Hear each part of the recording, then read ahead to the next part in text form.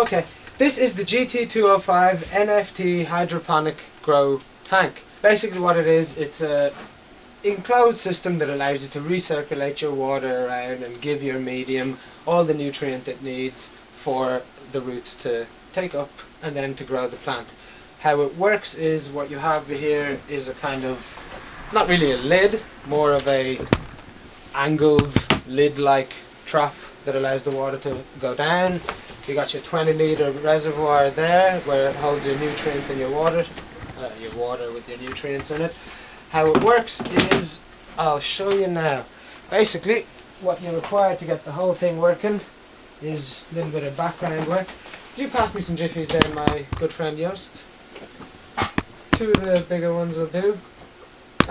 One way you could do this is, what you get is simple Jiffy pellets like this. You just soak them in water until they become pliable almost, so they're moist and they allow a seed to come in. You pop your seed into this, and then you would, later on, once it's germinated, you would pop your Jiffy pellet into a Rockwell cube like so. Pop that there. Then, oh, well, look at that. That happened. Sorry about that, that fell out. Basically, this is an NFT grow tank. It's the GT205. How it works is, it's got a reservoir tank there that holds your water with your nutrient in it, and then you have your water pump in there that will recirculate the water through this kind of angled trough back down into the reservoir. As it's being moved around, the water will be taken up by the roots of the plant, which will probably be held in a Rockwell cube there. You'll have this area covered so that no light hits the wet Rockwell cube, so you don't have anything growing on it. And yeah, and also to stop too much of the humidity increasing during a warm period, shall we say.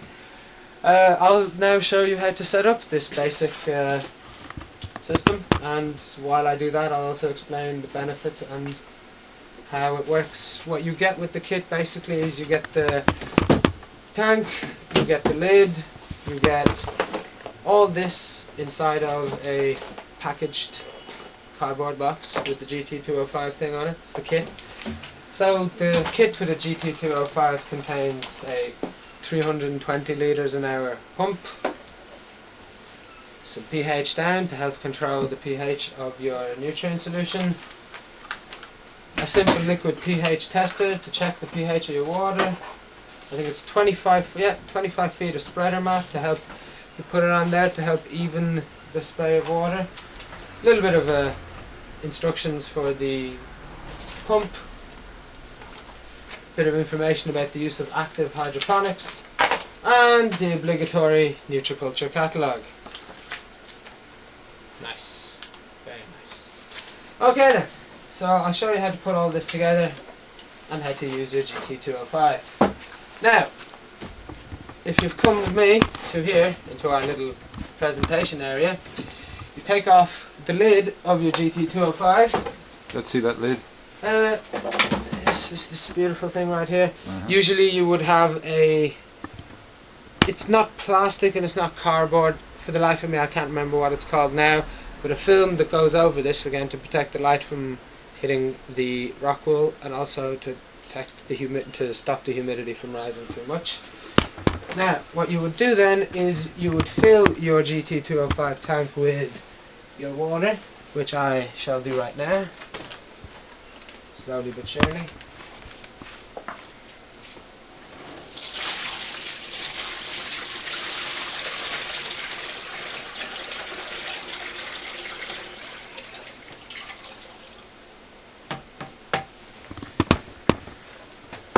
Obviously, at the moment I'm not going to put in any nutrients or anything because I'm just doing a quick test run, but I'll go through what you'd have to do usually anyway.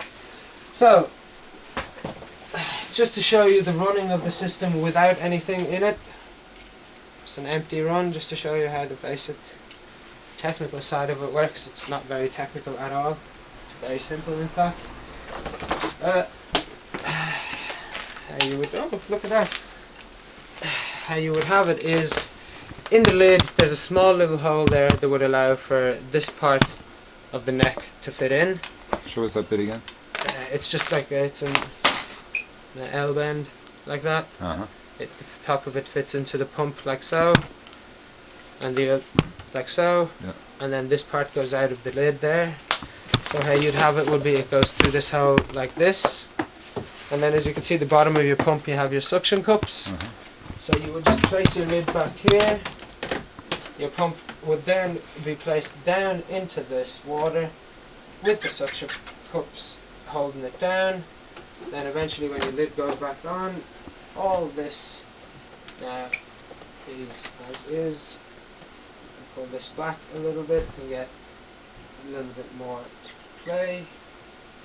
And there you go. So how this works is there's even a little place at the corner there for your cable, your wiring of the pump to go through. Then you dry your hands obviously, and then you plug in your pump. So as I'll show you now, a basic run of the GT205. So how it would work is, if you get a close-up on it there, how it works is, if you again pardon me for a second, I have to plug this in. You're taking away all our light. Fine? You're taking away our light. I'm sure we'll see how we go. Oh, hold on. No. I'll put the light back on. Just a second. Now, so how this is working basically is, it's got the tank full of the water with the nutrients there. It's sliding back down here, being pumped back into the reservoir again, being pulled back through the pump and just constantly recirculating. What you'd be placing there on it first, if you just allow me to turn this off for one moment before I continue.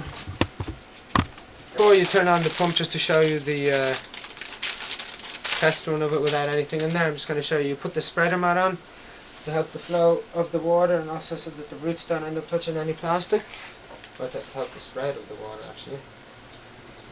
So if you just cut out a length of it there,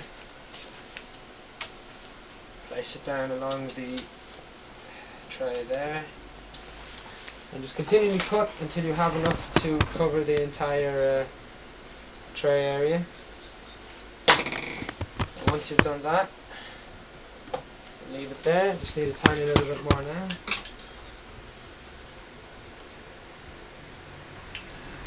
Now, once you turn on this pump, what you should see happening is the water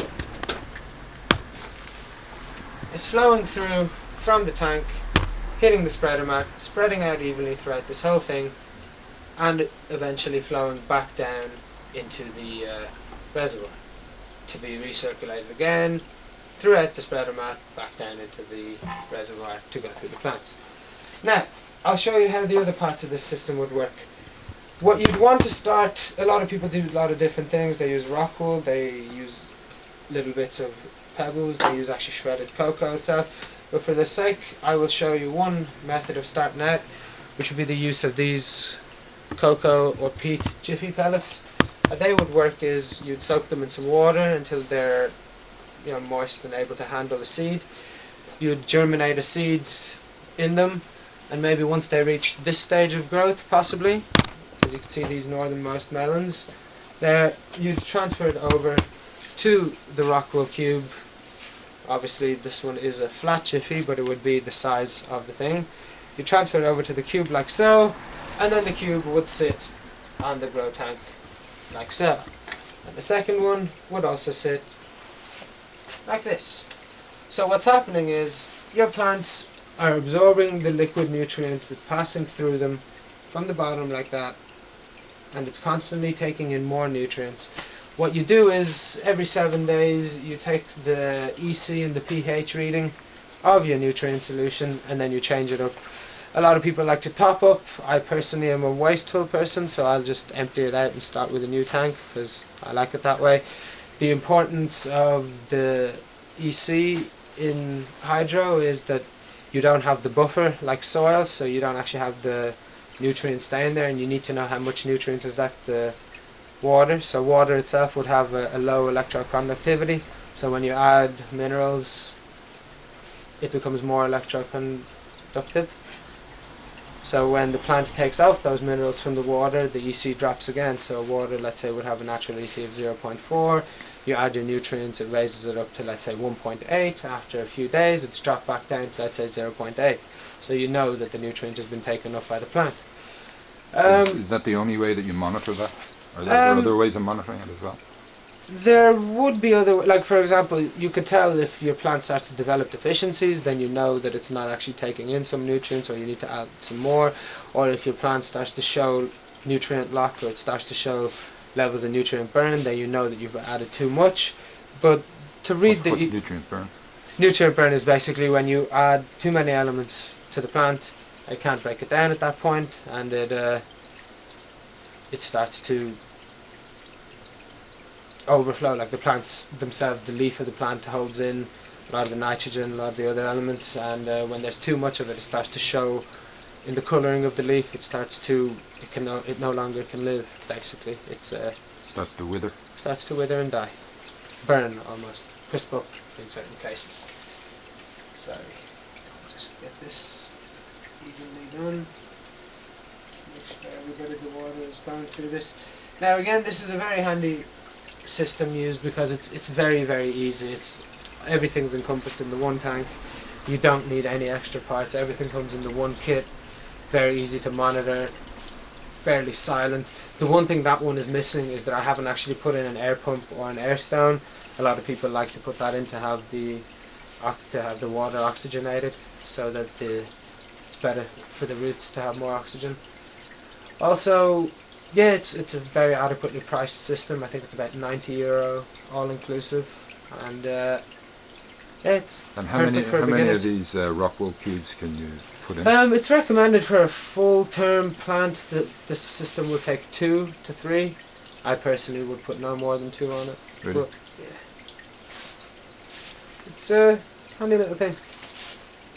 I think I get one for myself. And what about lights?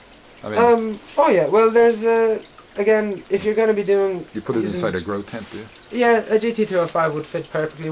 Two of these would fit perfectly into a 1 meter tent. Even you could get 3 in.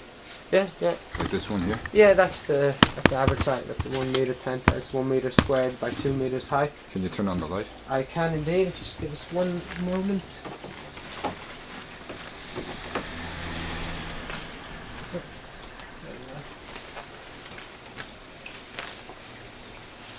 I have an acer growing in there at the moment. Geranium, some tricolour sage, and some lemon balm.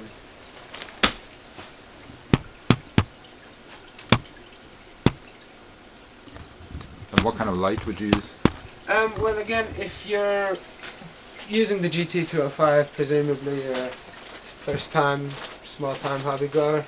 So I'd say you'd need to go no higher than a 250 watt HPS light setup. You could even go to the 400 if you're willing to take in the heat. That just basically means a 400 watt high pressure sodium setup. You get a ballast, a bulb, a reflector, throw it into a 1 meter tent like so. That's actually the metal halide bulb in there at the moment. It's a 400. It's perfect for the growing stage of any plant's life. And it puts out a kind of cool whitish blue light, while the sodium will put out a more orange white light. And how much would a setup with the grow tent and the lights cost? An average setup with the grow tent and the lights would run you anywhere from 520 to 750 euro, depending on size and wattage of lights. But for a first time person, I'd say no more than 500 quid for a decent enough setup.